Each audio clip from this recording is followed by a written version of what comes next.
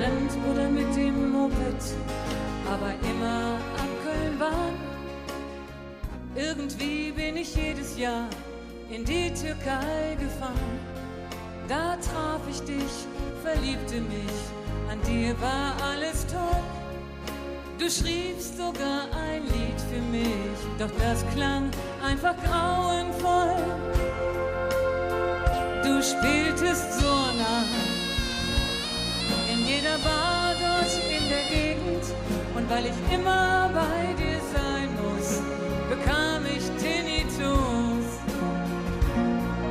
So nah, ja, du warst eine Gottheit für mich. Und manchmal sahst du mich an und ich dachte, Mann, oh Mann, Liebe wird vielleicht mit sowas fertig.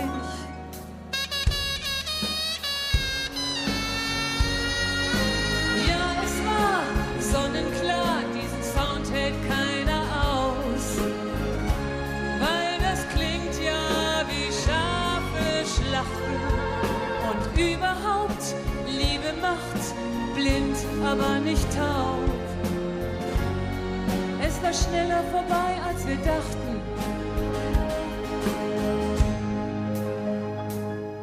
Ihr denkt vielleicht, ich müsste ihn nach all der Zeit vermissen. Doch hört noch mal genauer hin, das Ding klingt echt beschissen.